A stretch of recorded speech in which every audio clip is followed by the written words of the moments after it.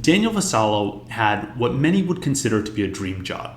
He had been working at Amazon for about 8 years, worked his way up to earning $500,000 per year, and he was on track to make upwards of $1 million per year. But he wasn't feeling fulfilled with the role. He no longer envied the lifestyle of his managers, having to deal with long days of meetings. So in early 2019, Daniel left. He had no concrete plan, but he always knew at heart he was a builder. He just didn't quite know exactly what he would build. As time went on, Daniel started to build what he calls a portfolio of small bets. Two of those bets were wildly successful info products. The first was an ebook on Amazon Web Services, and so far it's netted him $97,000 of sales. The second was a video course on how to grow your Twitter audience, and that has done over $80,000 of sales. And the other day I got to chat with Daniel about how he's built these two products, the importance of building an audience, and how he's thinking about turning two hit info products into a sustainable career. I hope you enjoy our conversation. What's going on today? I am here with Daniel Vassallo, an entrepreneur, bootstrapping a couple of his own businesses. He's got a really interesting story. I want to start with your background here. Last year, you wrote a blog post about how you had worked at Amazon. You had grown up the organization for a period of about 8 years. You've gone from making a starting salary to about $500,000 a year, and then you decided to leave and to bootstrap your own business. And in the post, you mentioned your intrinsic motivation. You were searching for the motivation that comes from building something on your own, and that you weren't entirely happy in the role at Amazon. Now that you're a year later, how has that changed over time? Yeah, I think the main thing that I realized I disliked was that as a full-time employee, regardless of how much higher up I went and how much I was getting rewarded, I was always going to be working on somebody else's terms, which sometimes weren't what I would want it to do, right? So sort of something clicked in me after a while, and I didn't really know what I wanted to do, whether to start a company or do something else and still work for somebody else. But I realized that a career path at a company like Amazon, where there's lots of structure, lots of rigidity, wasn't ideal for me. I wasn't miserable or anything like that. It's just I started imagining another universe and that other universe was starting to look more attractive to me. And it took me a few years to realize that probably the ideal arrangement for me, I wouldn't even calling it starting a business. I just wanted to work for myself, basically being in a position where I could determine what to work on, what not to work on, which is important as well, from where to work on, what type of businesses I pursue and things like that. And I was a bit lucky. I managed to, as you mentioned, I was getting very well paid. I managed to save up some money. So sort of I literally just left without having any concrete plans. And I spent the first few months, roughly the first 6 to 9 months, just exploring ideas. And eventually I stumbled on a few things. But actually before that, I think one of the first things that happened, pretty much the first week after I left. So I left on February 1st of 2019. It was a Friday. On a Monday, the next Monday, I sat here on the same desk, and I thought I was, I'm a software developer. I thought I was going to build something, spend 3 months, 6 months building something and then release it to the world. But very quickly I had a little crisis. So I started imagining spending months working on something, and then I put it out there, and then nobody sees it, and then what? So I immediately realized very quickly that I should probably go about this a little bit differently. And I started what you call trying to build an audience. I had absolutely no idea what that meant. I had no social media experience. I never even had a Facebook account, on Twitter. I was only a consumer, never written anything, no open source, nothing. So I was determined, however, to try to figure out how to get some attention and then figure out the next steps on what to do with it next. So that blog post that you mentioned was pretty much my first attempt. So basically, I started thinking, what do I have in my head or on my computer that I could release right now that would maybe get me some attention, and then start building up from that. And I chose to describe my motivations for leaving a job that was by pretty much every traditional measure succeeding, right? I was getting well paid, getting promoted, like I had nothing that wasn't working if you look at it from those measures. And it got me a little bit of attention. I posted it to a few communities, Hacker News and Reddit and so on and so forth. And it got me the first few followers on Twitter. And then I kept building. Basically, I kept documenting what I was going to, basically setting up a company and sort of creating a business bank account, things that I was learning. And I was just sharing them with people. And I started slowly but surely getting a few people to just follow out of curiosity. Some people just wanted to do this themselves one day and they were interested. Long story short, I stumbled on the idea of building Userbase, which is a SaaS product for helping web developers create logins and sort of sophisticated web applications without dealing with servers. Something a little bit similar to the specialty that I focused on when I was working at Amazon. And as well, I started documenting the process. I asked for feedback online, sort of got ideas. Even the name Userbase was something that somebody suggested. Even acquiring the domain, I managed to get the .com. There was a little bit of interesting drama that I shared online. And I kept just sharing. And pretty much every day, something interesting happened, I was sharing what was happening. So then basically what I realized was that even though I had like Userbase is a it's a long-term project. I'm very optimistic about it. I launched it a few months ago in January, but it's something that will likely take a few years until it will start generating meaningful income, right? It's just one of those businesses where, I mean, I already have 75 paying customers, but it's still doing like $4,000 a year in terms of recurring revenue. It's still very small.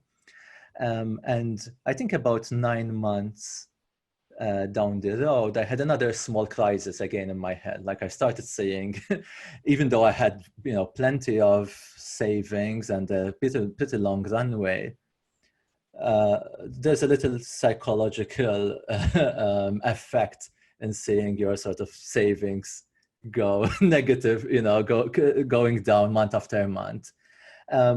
And then I started thinking, like, is there something else that I could do that could potentially, eliminate this nagging feeling that I should be sort of finding something that's returning some income more quickly rather than wait 4 years, 5 years. Right? I think something like Userbase, I could live off it. And I don't really know how it happened. I had a tweet once about AWS, sort of my opinion on some of the products, and it went a bit viral. Nothing extraordinary, but it got, I don't know, 2,000 likes or something like that. And it was a bit of an inspiration that there's probably demand in me sort of explaining more detail than just a tweet thread, but just writing some more content.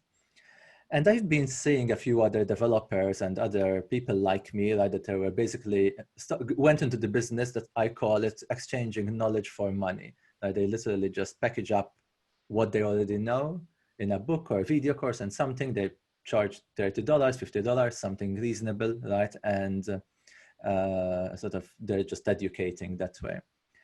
And my first info product, that was this ebook called The Good Parts of AWS. It was pretty much just a brain dump of what I knew about how to focus on the most important Amazon Web Services products and sort of ignore lots of the other complicated stuff, right? And I did it actually with a co-author as well, just to even reduce the risk of, I just wanted to, it was an experiment, right? We said, let's time box a month.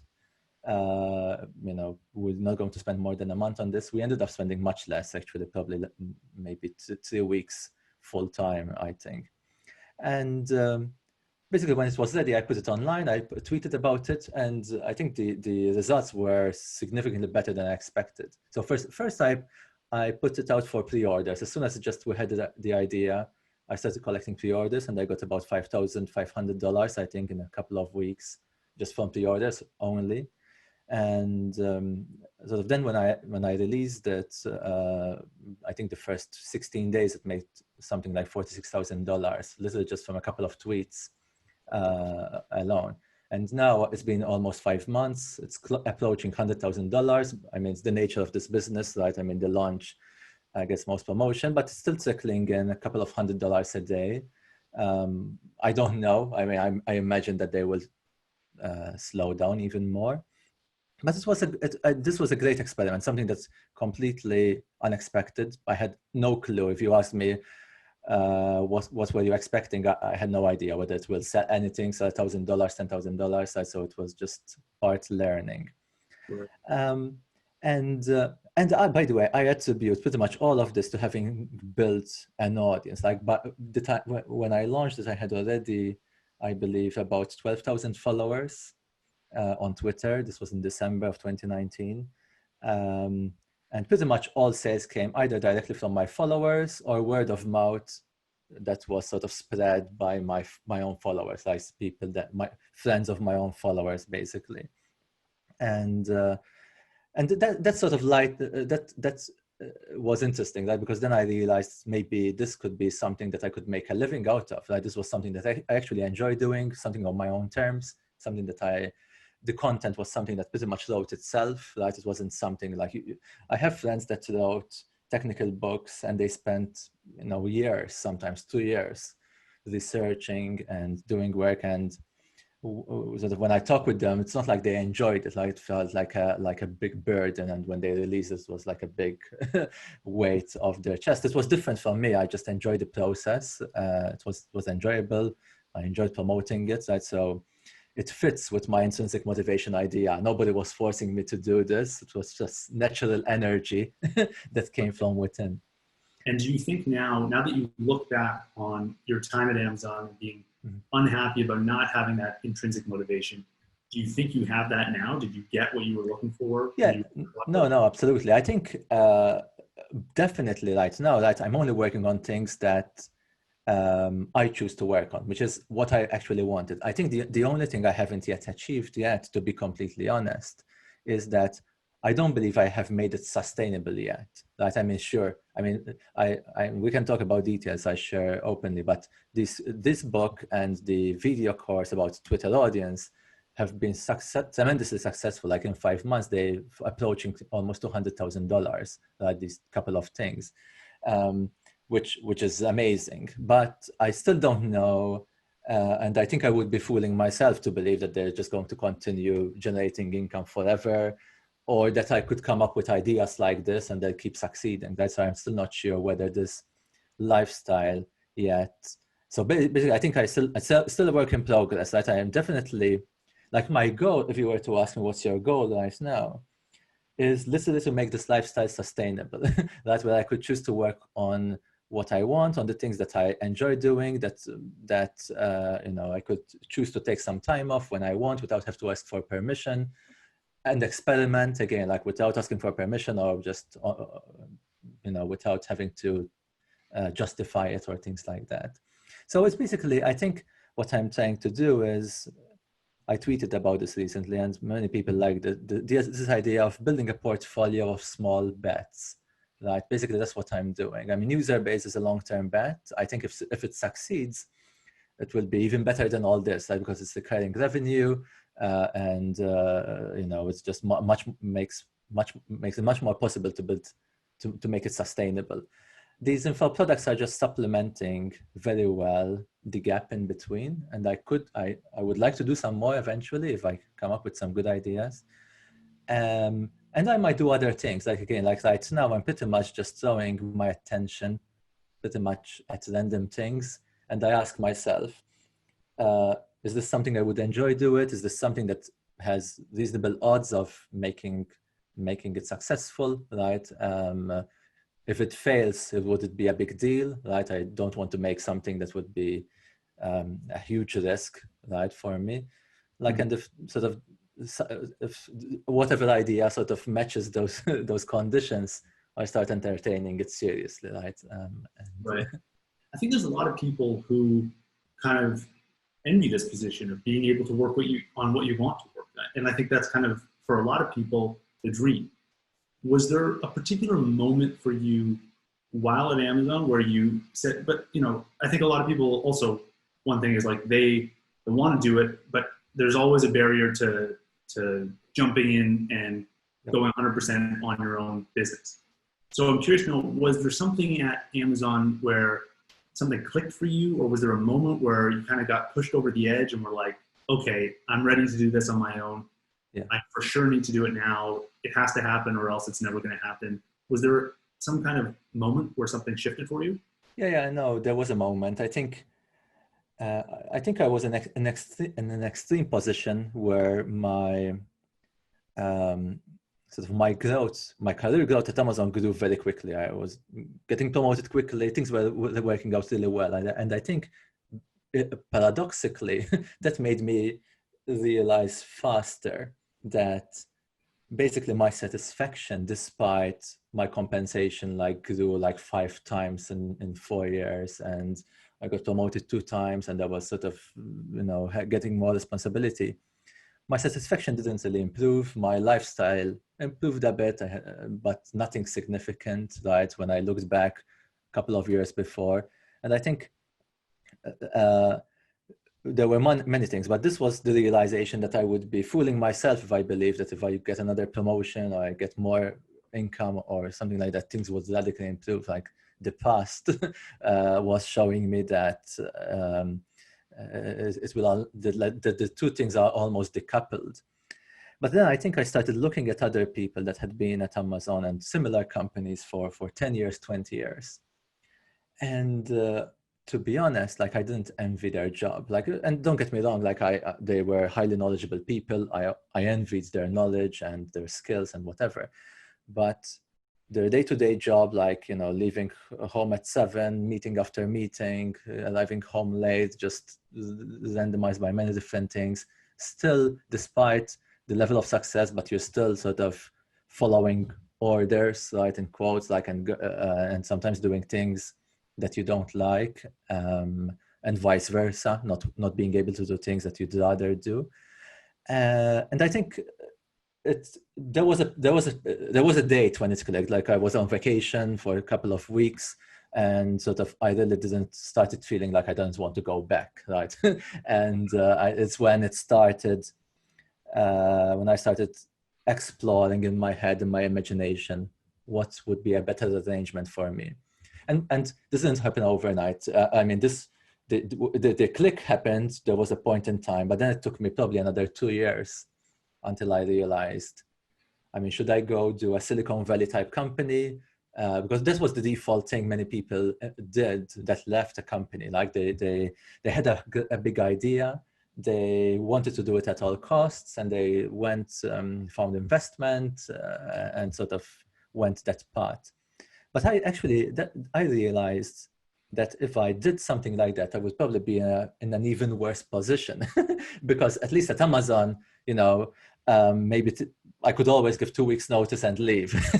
If I sort of embarked on a journey of building a company, taking $10 million of funding and sort of having employees, if things start not working out or I want to change, it's very hard to leave or change, right? And you're typically still responding to somebody, especially if you take investments, right? I mean, you still need to hit some targets, do whatever they want. I mean, you take an obligation of some sort. So I think I pretty much flipped it over, right? Instead of starting with, in my case, a big idea and I wanted to do it at all costs, I started with my lifestyle. I started with, I want to design a lifestyle that better matches my preferences. And then I started with this reality. What ideas are compatible with that lifestyle, right? And I sort of started thinking the other way. And that's basically how it evolved. Again, I mean, we're talking like now as if it happened in a day. In reality, it sort of took 2 years of thinking. And even when I left, like I didn't really have any concrete idea, I'm going to write a book or something. I just knew that I'm probably going to be exploring again and just figuring it out along the way. Right. And so you've got an interesting situation though, because you've also got a family, right? A young family, Yeah. with 2 kids. 2 kids, yeah, and the family, yes. And so I think for a lot of people who are thinking about venturing off on their own, Yeah. that can be an inhibitor sometimes of like, if you're providing for a family, Yeah. it's your role to, you know, earn a certain amount of money just to be able to support it. Did that change at all the way you approached bootstrapping your own business or the ideas that you started out with?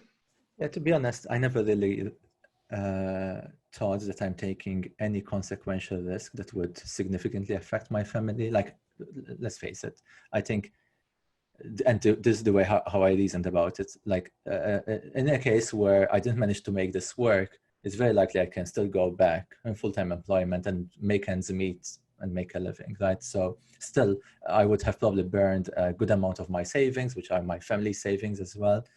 But I think we, together with my wife, right? I mean, we started to realize that, especially for the kids, we tend to believe that we needed to, you know, save lots of money for all their aspirations, all their college, buy them everything, you know, have a big house and whatever. But I think, you know, those things are not very important for kids, right? I mean, they just want their family to be there. They want some stable lifestyle, and it's not, because I think the trap that happens when you have kids is that you never really know how much is enough, right? I mean, should you be saving $500,000 for their college, to start them, to help them build a new business when they're 18 or 21 or whatever. And that can easily put you in a trap where you don't really know when to stop, right? But I think we abandoned that idea, right? We're just making sure that, you know, our finances are secure enough that there's never any concerns that the basics are never met, right? And they will go to education and so on and so forth.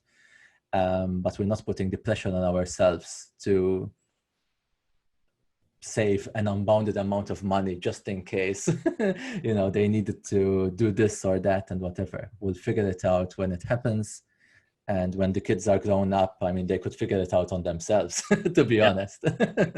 Right. So let's get into your products here. Mm-hmm. Your first product, this AWS, the good parts of AWS. Yep. I'm curious to know what was the thought process behind the business model? Like there's an option to do a subscription model. There's an option to do maybe video courses, but you Yep. chose to write a book. Mm-hmm. Yep. What was the reasoning behind that? I think all the decisions, I think, stemmed from what is the easiest way for me to try it out, right? I think basically I had no experience with video. I was tempted initially to do video, but I thought writing it would probably be a safer bet initially. The choice of the topic, again, like, was intentional because something that I knew about. Like, it was literally just a brain dump and just some editing to make it clear, so I didn't have to do lots of research. And the price point that I chose was, again, like, I didn't try to optimize it too much. I think I took pre-orders at $24. Then I think when the final product was released, I started thinking maybe $38 was probably more appropriate, especially since, you know, I was selling it to warm leads. Like, these were people who knew me from Twitter, right? So I wasn't competing with all the thousands of books on Amazon, right, that are just from unknown authors. But to be honest, I was still feeling a bit that it might be too risky to try to do it 38. So when I launched it with a discount of $10. So I pretty much took most of my sales at $28. I just wanted to make it. I didn't want to risk botching the launch if I was asking for too much. Very likely I left money on the table, but it wasn't my goal to optimize this to extract every dollar.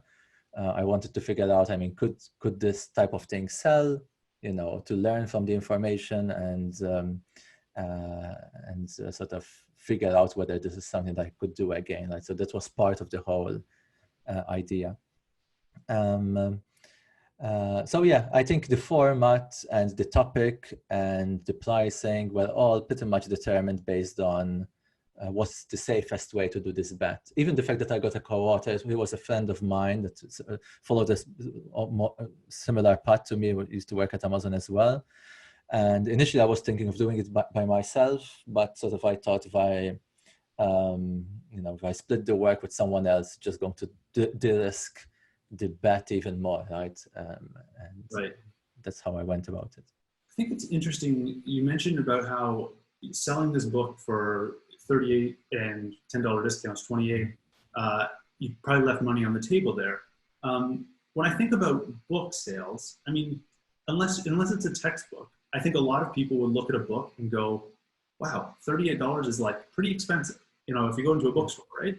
But then online, it seems like it's that mentality has disappeared. It's almost like it's very reasonable that there could be a book for $100 or $1,000 or $10,000, depending on its value.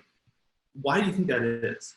No, I think I don't think it's like, I think if I tried to sell it on Amazon, for example, and this was just something that came up in the search results when people look for AWS, it would have been very hard to sell it that way. I think the reason this could sell for $28, $38 was because I was selling it to people, mostly to people who already knew me a little bit from Twitter mostly.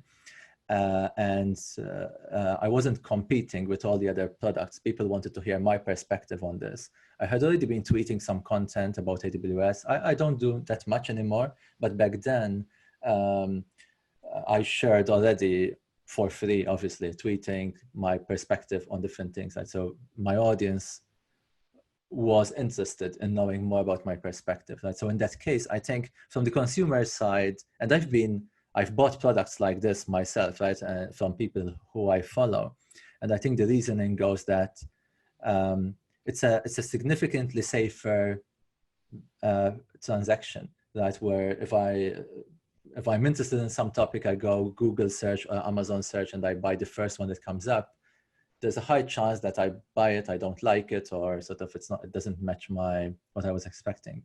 But I think if you buy something from somebody you've been following for 6 months, a year, or whatever, and you've already seen what they say and you like what they're saying, sort of it makes it a safer purchase. And I think there are more interesting dynamics that happen. There's a little bit of, this is a bit hard to quantify and describe, but there's a little bit of almost artisanal charm, I call it, in these self-published books, right? That I think it's like buying a handmade product, right? I mean, there's a little bit, which is strange, right? Because actually, unlike a handmade products, which might actually be even more higher quality, more attention to detail, these are probably the opposite. Like in my book, I didn't focus much on design and whatever, right? It's just pretty much a Word doc, save as PDF, and that's it, right? I paid an editor like $500 just for basic proofreading, but nothing fancy. But I think there's something intangible that's beyond what we talked about earlier that I think makes this market command a slightly higher premium, just because it's sort of this creator to consumer marketplace, right, rather than a book in the bookshelf amongst a million other books, or on Amazon, right, which is even more broad. I think there's also another level of credibility that comes from building a business from a Twitter audience, where if someone, if I buy a book and I don't like it, I can't go back to the bookstore and ask for my money back. I have no interaction with the author. I have no relationship, but through something like a Gumroad, you can offer money back guarantees. People can DM you on Twitter. People can kind of like reach out and share that feedback. Maybe there's some other element there of credibility. Yeah, absolutely. You're buying something from somebody right? And I think a little bit, obviously, you can't really know somebody from the internet, but I think that step makes a big difference. And yeah, I think social media makes it possible that it's not just one-way communication, and I get lots of questions, right? Actually, pretty much every day. I read your book, I had a question about this, right? And I think it adds value that I'm sure you could do it with other books as well, but I think there's something that makes the friction significantly lower, right? Where they know, people who follow me on Twitter know that pretty much every time they ask something, I respond, right? And I give it my best attempt. Yeah. And yeah, no, definitely, it helps. I think, because yeah, like this way of sharing knowledge, I think you create your own uncontested market space, right? I mean, if you search AWS books on Amazon, there's more than 2,000. Like basically, there's 2,000 plus. I don't know how many there are, but I never try to scroll through them. But again, I don't feel I'm competing with them. Like the people that are buying from them don't even know about me, which is sort of, I'm not even available there. But the people that are buying from me are considering buying from me. I'm not sort of saying I'm not going to buy my book, but I'm going to buy somebody else's, right? It's a different market essentially, even though the knowledge that is packaged, there's some significant overlap with all the other products. Right. And then so let's go into your second product, or your second info product, this Twitter video course. Mm-hmm. It seems on the surface that there wouldn't be maybe as much overlap between the audience of AWS buyers and then the Twitter audience. What was the rationale behind first going to that Twitter product after the AWS and then also doing it as a video course instead of the book? Yeah. So I think the way I see these, you mentioned the word credibility before, and I think that's the most important aspect, right? So sure, there's like my audience. I think I don't really focus on one main topic. I talk sometimes about programming stuff. I talk about business a lot because the things that I'm doing. But a topic that emerged very recently was building an audience, right? It was something that I intentionally started doing pretty much as soon as I left my job. Initially, I was completely green. I knew nothing. Back then, I never imagined I would be trying to sort of teach people how to do it, right? I was just learning for myself. But I think what happened when I released my AWS book and I started sharing results of it, right? People were asking me, like, where are the sales coming from? What do you attribute the success? And I pretty much kept answering the same question. Pretty much 96% came from my Twitter, directly from my tweets. I said, like, I think the line that caught lots of people's attention, I had all this knowledge last year. I could have probably written this book last year, but I'm pretty sure I wouldn't have sold any, maybe 5 copies to my friends, right? I mean, the reason that I sold 4,000 copies instead of 5 copies, pretty much because I built the audience. And then I was getting like tons and tons of questions on a daily basis. Like, how did you start? How did you choose how did you decide what to write about? How did you get your first 100 followers? All these kinds of things. And I started to realize that there's, first of all, lots of interest. And I started to realize that I have credibility, right? The fact that I did it myself. I never pretended I know all the answers or anything, right? But the fact that I was explaining, here's what I did, here are some mistakes I did, here's some things I didn't work, or I wasted time doing this, but this worked really well. You know, people started engaging and liking it and asking more questions. So I think basically what happened was the opportunity presented itself in front of me. Like, there's people wanting to know more, much more that I can say in a tweet. And I think the opportunity met inspiration, I like to call it. So then I sort of felt like this was something that I would like to do. Right? I have lots of stuff in my head that I like to explain. And then the reason I went a video course was, again, pretty much, I challenged myself. What's the fastest way I can deliver all this information?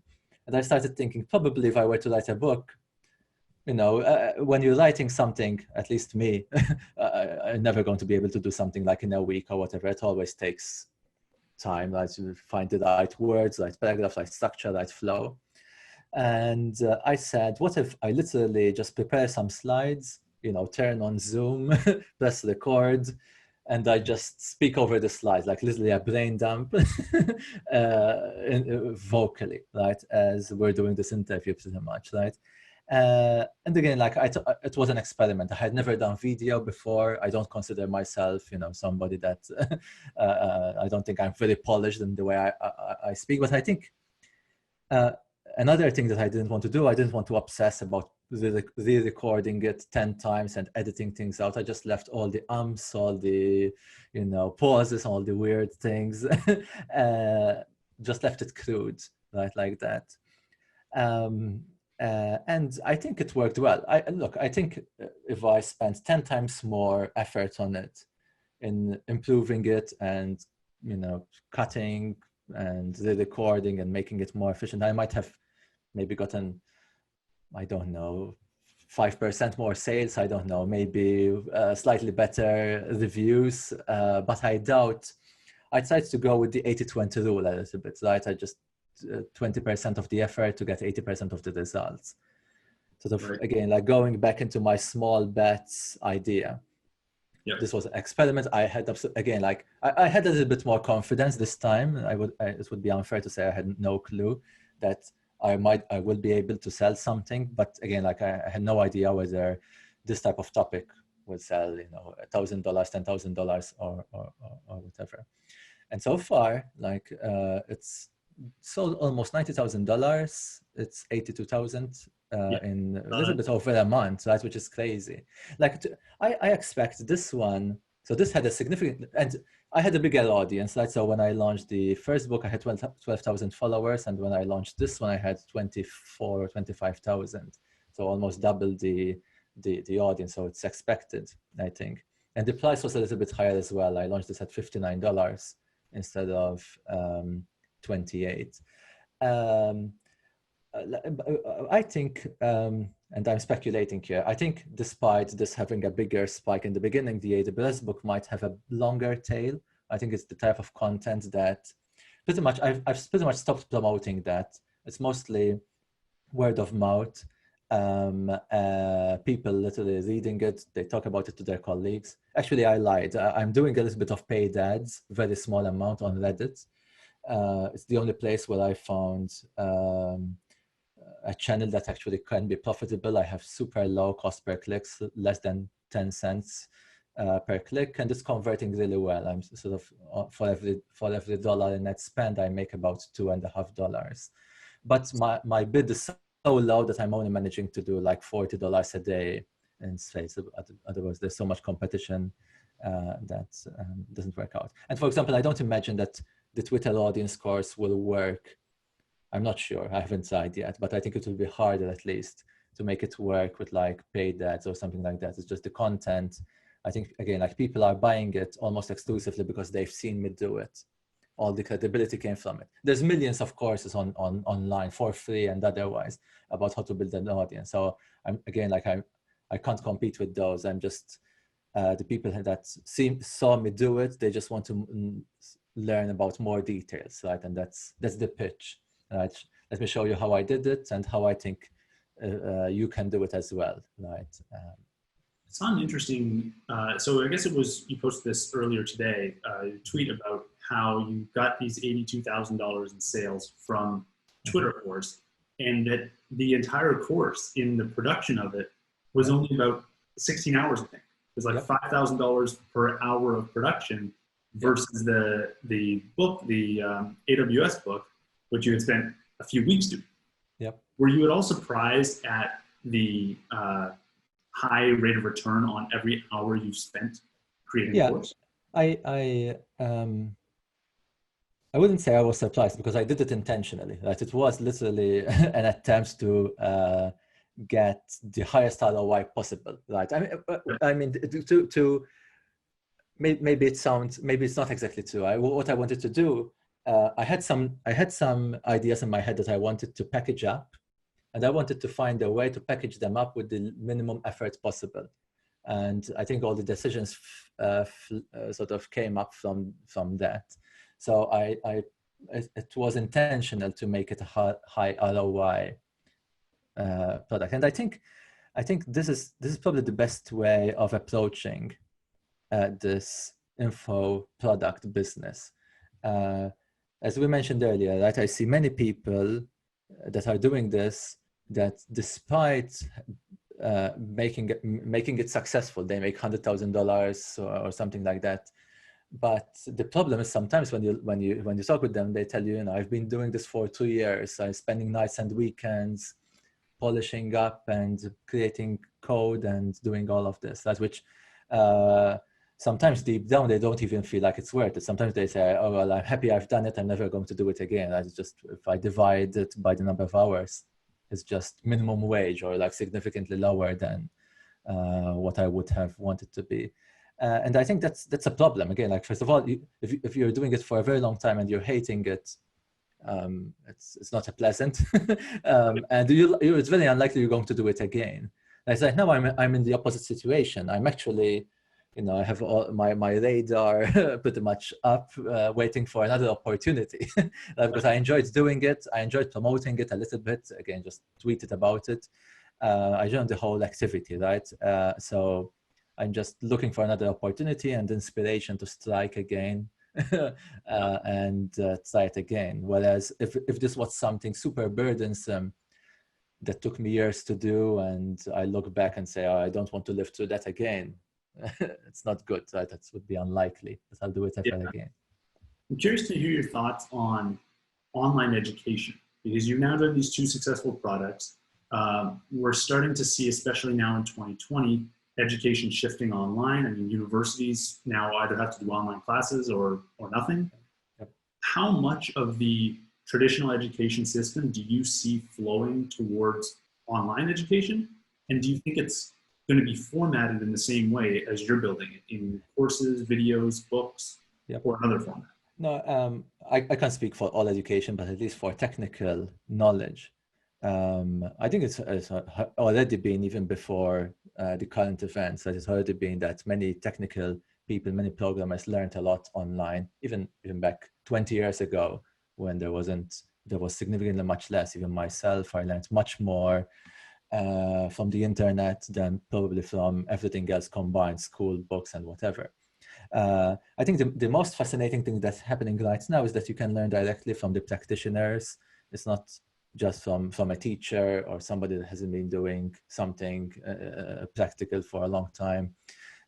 Even books, like, sometimes are written in a way where it's just very academic looking, whereas there's a whole industry, I think, of people sharing as they're learning, or very practical information, very practical knowledge that's growing. I don't really know, and I can't really predict, but I think very likely that if I was myself, an 18-year-old, I was interested in tech and I wanted to build a career in software, very likely I would probably not even bother with the college degree, or probably just focus on learning the skills, figuring out a way on how to sort of start making money with my skills, whether it's a full-time job, part-time, something for myself, and just keep growing that way, right?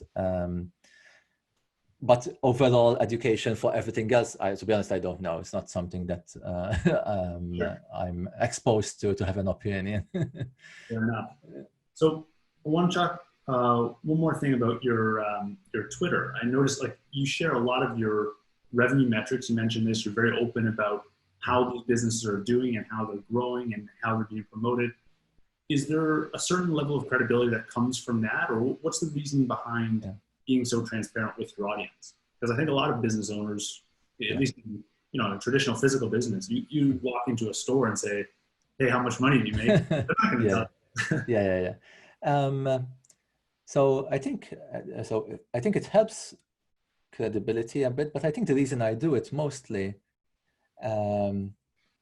my approach, at least the approach I stumbled on that I think has been working for me building an audience, is just whenever I'm going through my day and I stumble on some piece of information in front of me on my screen that I think, wow, this would have been interesting if I could see this information for somebody else, I tend to tag it as a candidate of something for me to share. I don't share everything, by the way. Like, I'm very open with financial, but I don't share every single detail, everything. I still put a filter on things. And sometimes, I might think, this would be too private or whatever, right? So I don't do it. But my inspiration comes from me bumping into something interesting. And like that tweet that you mentioned yesterday, I was looking at the Gumroad stats. I divided by 16 and I said, wow, it's $5,000 per hour. Let me see if I can package what I've just deduced in my head. And that's how it went. I wasn't really, there was no much ulterior motives in that tweet in particular to like gain credibility or something like that. But I think indirectly, that's what happens, Right. is that, the fact that you're sharing what works and sometimes even what doesn't work. Right? I mean, it's funny that, for example, we mentioned before that I started doing some paid ads, and I'm completely totally green. I had never done paid ads until last month in my life. I didn't even know what CPC and CPM even mean. Like I was literally just learning stuff. But I posted a couple of tweets. I said I tried to do a couple of ads on Google and LinkedIn and Reddit, but Google and LinkedIn were super expensive, and I stopped them and I kept Reddit. And I got, again, like tons and tons of questions from people asking me, what do you think about this? And that, like, it's incredible. To be honest, I don't believe I earned the credibility in that way, but even the fact that I shared just a bit showed people that at least I experienced this myself firsthand. I'm not talking in theory, that I'm not talking about, your cost per click should be this and so on and so forth. I just showed something. Literally, I took a screenshot from my Reddit ad dashboard, and I posted about it. And I think that's what earns you credibility. Like the fact that you're talking from your first experience. It's something that you're intimately familiar with. You're not theorizing, that you're not preaching, you should be doing this, and this is what works, blah, blah, blah. And I think that has worked really well for me. So basically, when I go about tweeting, mostly I'm not sitting at my desk thinking, what should I tweet today? But I'm just going to my regular business. And sometimes I stumble on something and I say, this would be worth sharing. I would have loved to seen it last year, for example. Like I would love to know what other people doing info products are making, right? And it's became quite reasonably common nowadays, right? Because I think it inspires people, and people are realizing that it works. And again, like I don't want to feel the obligation. There's a little bit of balance. I don't want to feel the obligation that I need to always share everything, right? Because again, like that would probably start to dent my independence and my freedom, right? So I'm not like, I wouldn't do completely open metrics that you're seeing all my stats in real time, because I don't want, like, if there's a dip in sales, people start asking me what happened, and I have to feel like I want to justify it and so on and so forth. So it's mostly I share when I think it can teach something. That's how I'd say to position that tweet yesterday. That is like, look, I'm not pretending this is repeatable or this is the only way to go, but here's what I did and here's what happened. Right? It's possible. Right? At least it worked for me this way. Yeah, that's awesome. We got one more question for you before you go. Yeah. You are back in your own shoes at Amazon, about to dive into building your own bootstrap business. What's one piece of advice you give to yourself? I think the most important thing I think that I realized is that it's very easy to fall in the trap of believing that there's a very obvious path in front of you. I think money complicates this, right? I mean, basically, if I wanted to optimize for maximizing my income, I would have likely stayed at Amazon, right? Look, now things are going well, but as we talked before, right, it's unlikely that, not unlikely, but it's very much more likely that if I wanted to make the most money possible, staying where I was would have been the easiest and more likely path to do it. So I think that kind of thinking can easily trap you into staying in a path that's just the obvious one in front of you without starting to think about other potential paths that would very likely fit better your own preferences. As when you think about it, we go to life very randomly, right? We just, I joined Amazon, I happened to interview, I got lucky, I go into the process, I landed in a team, I stayed there for 8 years. Very random, it wasn't really my choice. And sometimes these things work well, but I think it's very, very important to ask yourself, right, is there another universe or another lifestyle or another arrangement that would be significantly better for me? And then start to think, what would be the steps to gradually move towards it, right? And I would have loved to have started doing that. I mean, I don't regret, because like everyone says, like, who knows what would have happened if I left earlier or whatever, but I would have loved to start thinking that way a little bit earlier. I don't know, it might have made it a bit easier. Fair enough. Awesome. Well, thanks for coming on and sharing all this insight. It's really incredible to see in real time, have you talk about how you kind of went through the last couple of years and built this bootstrap business on your own. Thank you, Kevin. Thank you for having me. It was fun. Thanks.